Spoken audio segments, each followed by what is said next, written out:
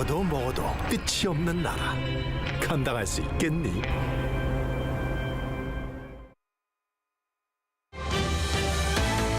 Coming up on Arirang News, Israel agrees to implement humanitarian pauses for 4 hours every day starting Thursday to help civilians escape the fighting in Gaza. But the war between Israel and Hamas rages on with the biggest hospital complex in Gaza at risk.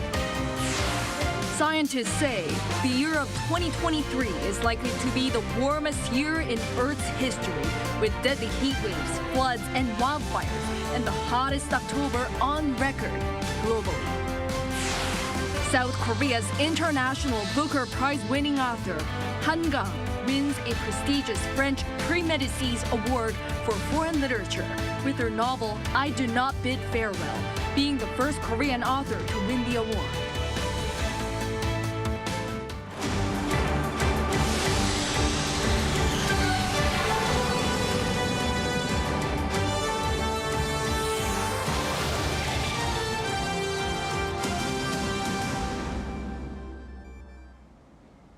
Good evening. It's 9 p.m. here in Seoul. Thank you for joining us on Arirang News. We begin in the Middle East with the Israel-Hamas war. The U.S. says Israel agrees to a humanitarian pause of military operations for 4 hours each day to help people flee the fighting. It added that Israel will also open a second corridor. But amid the intensifying war, the Israel Defense Forces operations put Gaza's biggest hospital complex at risk. Yoon leads us off. The White House said Israel has agreed to make daily 4-hour humanitarian pauses in its wartime operations in northern Gaza to enable innocent civilians to find safer locations starting on Thursday local time. National Security Council spokesman John Kirby said Israel makes its own decisions, not the U.S., and there will be no military operations in the region during the pause. Each day, the Israeli military will announce its 4-hour pause at least 3 hours in advance, indicating where and when. Kirby noted that Israel will also open a second corridor for civilians heading south, a coastal road connecting to Gaza's main north-south highway. According to an Israeli official on Thursday, after a first corridor was opened several times this week, more than 80,000 people used it to flee northern Gaza. Meanwhile, Israeli Prime Minister Benjamin Netanyahu stated that this was not a ceasefire in Gaza, adding this could only come with the release of all hostages taken by Hamas. There will be no ceasefire without the release of our hostages. Anything else is futile. On the same day, Israel Defense Forces spokesman Rear Admiral Daniel Hagari uploaded a post on social media saying ground operations were ongoing in the military quarter, the main base of Hamas inside Gaza City. The IDF added that an infantry brigade and armored units entered the zone to destroy Hamas facilities, killing around 50 Hamas members. Defense Minister Yoav Gallant said the IDF had developed new ways to enter or destroy tunnels without harming hostages and that the fighting would not be stopped until all the hostages were rescued safely. Israel's military has alleged that Hamas operates a command center at the site of the Dar Al-Shifa Hospital, which includes entrances to its extensive tunnel network, something Hamas and hospital officials have denied. The Director General of Dar Al-Shifa said that everyone in the hospital, including medics and patients, were in a state of fear because of the constant explosions happening near the facility. According to a report by Al Jazeera, Hamas said an Israeli strike hit the hospital, killing 13 people. Verified by Reuters, graphic videos shared on social media showed several dead and wounded people in an area of the hospital, which a Gaza Health Ministry spokesman said had been hit by Israeli airstrikes. Another children's hospital is reported to be surrounded by Israeli tanks. Yoon, Arirang News. South Korea has decided to provide $300,000 worth of humanitarian aid to Nepal following last week's deadly earthquake. Announcing the plan, Seoul's foreign ministry said Friday that the government hopes to support the people of Nepal who have suffered damage from the earthquake and help them quickly resettle. At least 150 people have been killed and over 300 injured after a 6.4 magnitude earthquake struck remote western Nepal last Friday. Leaders of the this year's event that begins this weekend. What's grabbing attention is a meeting between President Joe Biden and his Chinese counterpart, Xi Jinping. Our Choi Min-jung covers the broader agenda ahead. The 2023 Asia-Pacific Economic Cooperation Summit, or APEC, kicks off on Saturday in San Francisco. This year's event is hosted by U.S. President Joe Biden under the theme, Creating a Resilient and Sustainable Future for All. World leaders from 21 member economies, including South Korea, Japan, and possibly China, are expected to take part, although Russia, currently engaged in war with Ukraine, will reportedly not attend. With leaders set to hold discussions next week, all eyes are on whether the leaders of the U.S. and China will hold their own summit talks. Presidents Joe Biden and Xi Jinping last met each other on the sidelines of the G20 summit in Bali last year. Pundits are hinting at possible signs of improvement to thorny relations caused by trade disputes and an alleged Chinese spy balloon that passed over the U.S. early this year. The meeting between the leaders would follow Washington's recent push to stabilize tense ties, including a series of cabinet-level meetings. Ahead of the APEC summit, U.S. Treasury Secretary Janet Yellen met with Chinese Vice Premier He Lifeng on Thursday to limit the economic fallout caused by tensions between Washington and Beijing. Yellen said she seeks open and substantive discussions with China and a healthy economic relationship that benefits both countries over time. As I said, the United States has no desire to decouple from China. A full separation of our economies would be economically disastrous for both of our countries and for the world. Her Chinese counterpart in response said Beijing is also seeking effective measures to improve their economic and trade relations. Meanwhile, also taking place next week is the APEC CEO Summit, bringing CEOs and entrepreneurs together for dialogue on global opportunities and challenges that are shaping economic, environmental, and societal trends in the region. The 21 member economies are home to around 3 billion people and represent approximately 62% of world GDP and half of the world's trade. Choi Min-jung, Arirang News. In efforts to revitalize South Korea's agricultural industry, President Yoon Suk-yeol vows to transform the industry into a high-paying occupation through digitalization and the use of artificial intelligence. The president attended a Farmers' Day ceremony on Friday, a day that is normally celebrated on November 11th. There he said Middle Eastern countries have been trying to work with South Korea's smart farm technology and requested that farmers here in the country pay great attention to the technology. He also cited the government's 2024 budget proposal, saying that it's looking to increase the budget for farms in need of support to recover from natural disasters. For 3 months in a row, up to October, there has been a net outflow of foreign investment from South Korea. Data from the Bank of Korea released on Friday shows that offshore investors last month sold around $2.8 billion worth of listed stocks and bonds. This marks the largest net outflow since April of last year. It's also the third consecutive month that foreign investors have been net sellers of Korean stocks. A bank official says foreigners' net stock selling came amid risk aversion triggered by the Israel-Hamas conflict. Following the opposition-controlled National Assembly's approval of contentious bills yesterday, including the pro-labor Yellow Envelope Bill, unionized workers will hold a mass rally this Saturday to demand its swift implementation. In the meantime, the nation's prime minister calls the passage regrettable. Our Lee Si-ho reports. Around 140,000 unionized workers are expected to come out to the streets this Saturday to demand the swift promulgation and implementation of the so-called Yellow Envelope Bill approved by the opposition-controlled National Assembly on Thursday. The members of the Federation of Korean Trade Unions and the Korean Confederation of Trade Unions will come from around the country to gather in Seoul to hold separate demonstrations. They're demanding President Yoon Suk-yeol to not exercise his right to veto the Democratic Party-led revision to the Trade Union and Labor Relations Adjustment Act approved by the opposition at the Assembly following the ruling People Power Party's walkout. The revision guarantees bargaining rights for indirectly employed workers and prohibits damage lawsuits being brought against striking workers. Prime Minister Han Duck-soo said on Friday that the unilateral passing of contentious bills is regrettable. It is really frustrating and regrettable that agendas that deepen social conflict that are far from the people's livelihoods are handled without sufficient deliberation. This is unfortunate. The government will collect opinions from all walks of life on the problems and side effects of the bill passed this time and examine in depth the direction for the national interest. Prime Minister Han further called for the Assembly's support in helping the administration focus on an agenda that deals with the people's livelihoods. Amid the possibility of a presidential veto of the Yellow Envelope Bill, Chief Presidential Secretary Kim Dae-gi said the legislation hasn't yet been transferred to the administration. When this happens, it will consider many opinions, Kim said, responding to DP's related question at the Assembly on Friday. The PPP said on Friday that it will suggest a presidential veto. Lee Si-hu, Arirang News.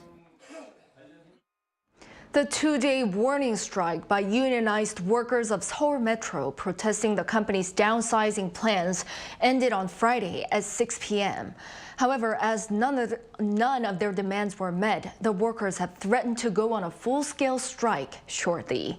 They'll decide when exactly that'll be after about a week, unless there are changes in the positions of the government and the Seoul Metro company.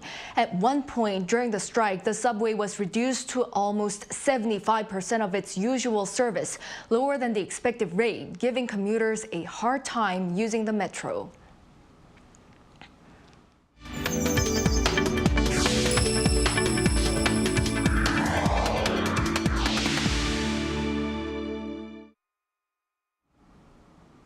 The UAE considers South Korea as a partner for economic cooperation, including green industries.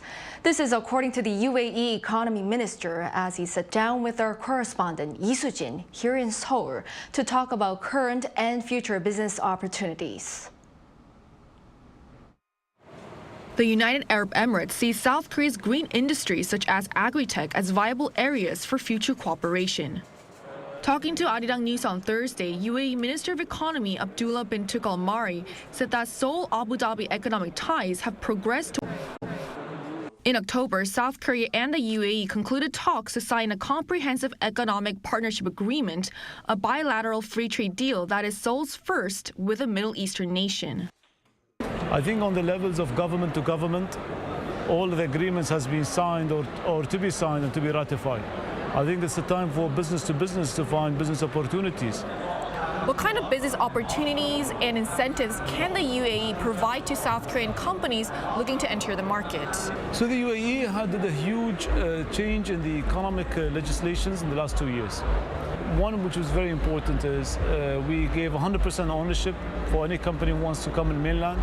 In the previous legislation, we had the 51 local partner, 49 foreigner partner. We've seen 1,100 Korean companies already established in the UAE, and we're hoping to go see more there.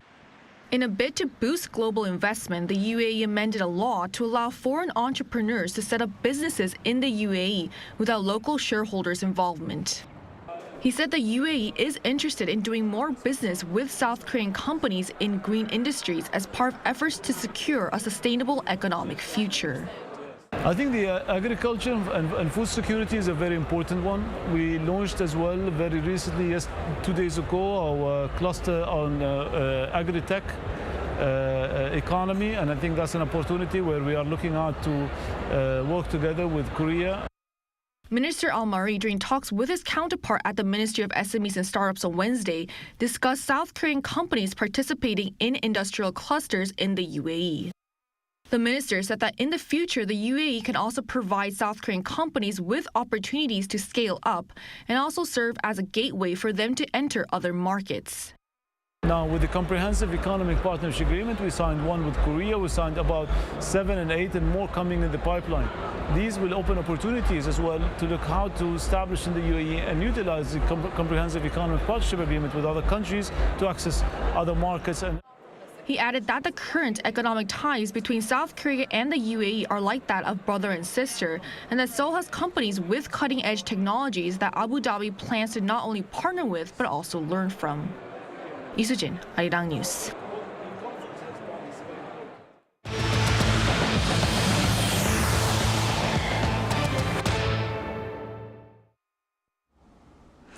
Scientists worldwide say 2023 is said to be the warmest year in recorded history. This is creating a greater sense of urgency for climate action leading up to COP28, which will be held later this month in the United Arab Emirates. Jung Won-ju has the details. Climate scientists from the European Union said Wednesday that 2023 is on track to be the planet's warmest year in recorded history. According to the EU's Copernicus Climate Change Service, or C3S, last month was the hottest October on record and 1.7 degrees Celsius warmer than average temperatures for the same month in pre-industrial times. C3S Deputy Director Samantha Burgess described the October temperature anomaly as very extreme. When we combine our data with the IPCC, then we can say that this is the warmest year for the last 125,000 years. The heat is a result of greenhouse gas emissions combined with the emergence this year of the El Niño weather pattern, which warms surface water in the eastern Pacific Ocean. According to C3S, the global average temperature from January to October this year was the highest on record. The previous record was 2016, another El Niño year. Climate Central, a non-profit science research group, also reported that the last 12 months were the hottest ever recorded on Earth. Over the course of the year, 7.3 billion people, or 90% of humanity, reportedly endured at least 10 days of high temperatures that were at least 3 times more likely because of climate change. Burgess emphasized the pressing need for urgent and ambitious climate action leading up to the COP28 Climate Summit. COP28 is the 28th annual United Nations climate meeting where governments will discuss how to limit and prepare for future climate change. The summit is being held in Dubai, the United Arab Emirates, from November 30th until December 12th. COP28 aims to keep alive the goal of limiting long-term global temperature rises to 1.5 degrees Celsius, which was agreed by nearly 200 countries in Paris in 2015. Additionally, COP28 will concentrate on quickly moving to clean energy sources, decreasing greenhouse gas emissions before 2030, delivering money for climate action from richer to poorer countries, and working on a new deal for developing nations. Jung Won-ju, Arirang News. South Korea's International Booker Prize-winning author Kang has won the French Premic Award this time for foreign literature with her novel I Do Not Bid Farewell. She's the first Korean author to win this award. Lee Seung-jae has the latest. Famed South Korean author Kang won a prestigious French literary award on Thursday for her 2021 novel I Do Not Bid Farewell. Her novel was chosen as the winner of the Prix Médicis Award for Foreign Literature. The Prix Médicis Award, founded in 1958, is considered one of the top literary awards honoring fictional work in France. In 1970, the foreign literature category was added to award books published in translation. Published 5 years after Han won the International Booker Prize for The Vegetarian, her latest award-winning novel describes the events surrounding the April 3, 1948 incident on South Korea's Jeju Island from the perspective of 3 women. The government of the day suppressed a civilian protest against U.S. military rule, leading to the deaths of up to 30,000 people. The French edition of the novel was published in August. Han was shortlisted for the award in October and becomes the first Korean author to have won this award. She was previously nominated for Prix Médicis in 2017 for her 2011 novel Greek Lessons. Lee Seung-jae, Arirang News. In the world of K-pop, we're now used to seeing K-pop groups with members who aren't Korean. But what about other groups that mirror the Korean K-pop style? This trend is being called K-pop 4.0. Our cultural correspondent Song Yu-jin spoke with one such girl group. Hi, we are Starby. Get ready! 안녕하세요. 저희는 인도네시아에서 온 girl group입니다. Starby made their debut 4 years ago. However, they came to Korea this August as trainees. They were chosen for the Grow Together project by the Korean Foundation for International Cultural Exchange, which offers emerging overseas artists the opportunity to train in Korea. Over the last 4 months, these girls underwent the rigorous training that K-pop trainees go through, with hours of vocal lessons and dance classes every day. In Korea, usually they have like a longer time session for the training, and they gave us a lot of time to practice by ourselves. In Indonesia, we always practice with the teacher, so like it's like a different method where Korea makes you like grow and learn from yourself, and it like. Starby represents the new era in K-pop, dubbed as Kpop 4.0. The initial era involved tailoring Korean artists to match the trends in other countries, such as BoA's success in Japan during the early 2000s. This transitioned into the second stage, integrating non-Korean members into K-pop groups, followed by the third stage, featuring groups entirely comprised of non-Korean members. Now, K-pop is exporting its training system. The K-pop nurturing system has reached a significant milestone. Entertainment companies have implemented this system for K-pop groups, and witnessing their global success has sparked a growing interest in extending this system internationally. According to Park Chang-woo, the head of the management agency that trains Starby, this model is pivotal for K-pop's sustained global influence. Adapting K-pop to suit each country and spreading its training and management system can open up new opportunities for the K-pop industry. Overseas fans will feel a stronger sense of familiarity with the artists too. Having finished their months-long training, Starby is now going back to Indonesia. Drawing from their experiences in Korea, this is their vision. We are trying to follow the trend that's happening now, that people like the Korean K-pop groups that have a very unique genre and a very unique concept in itself. But we try to mix it up with our own nationally like Indonesian trends and also Indonesian costume like we wore today. K-pop's fusion with diverse cultures is one way that could ensure its enduring impact on the global stage. 송유진, Arirang News. BTS's agency Big Hit Music announced on Friday that member Jungkook has set another record with his first solo album, Golden. The album has sold over 2.4 million copies in just 1 week after it was released on November 3rd, setting the highest first-week sales record for a K-pop solo artist. The album consists of 11 tracks, all composed with English lyrics. On Thursday, Jungkook held a surprise concert at TSX Entertainment, an outdoor performance venue in New York City's Times Square, performing several tracks from the album. Jungkook is the second artist to perform at the venue after American artist Post Malone. A couple of concerts are being held here in Seoul this weekend, where the audience can enjoy the beauty of both Korean and Taiwanese traditional music. Musicians from the two countries are putting on traditional music performances dubbed Hwaibudong from this Friday to Saturday at South Korea's National Kugak Center's Yeakdang Hall. The title, Hwaibudong, is an idiom meaning pursuance of harmony while respecting differences.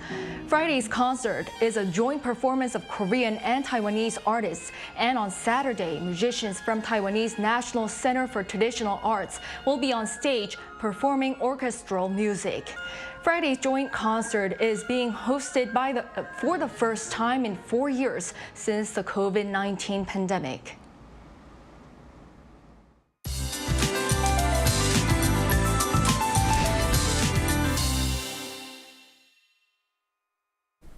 Make sure to bundle up extra warm for this weekend. Tomorrow, Seoul is forecast to see negative figures for the morning hours with lows of -2 degrees.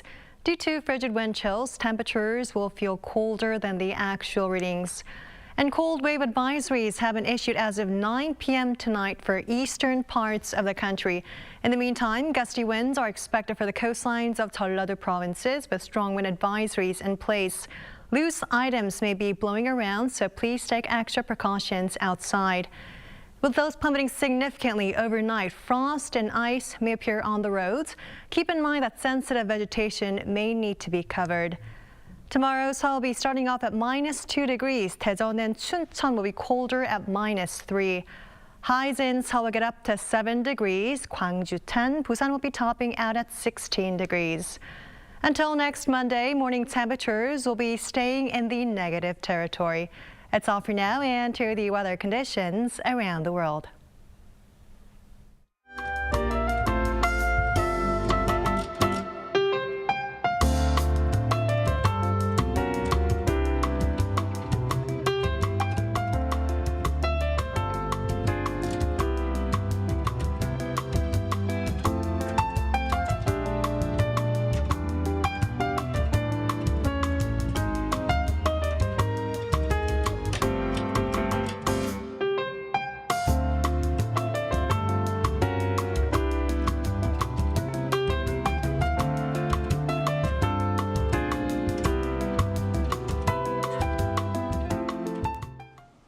Well, that is all for this Friday night newscast. Thank you for watching. Hope everyone has a great weekend and a good night.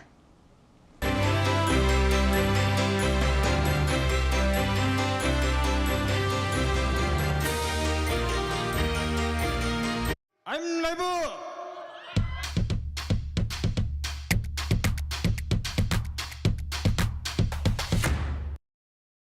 저를 도와주시는 분들이 저희와 함께 해주시는 세션분들 아무리 봐도 억지 펜션 같은데 아니라고 아무도 안 하는 거고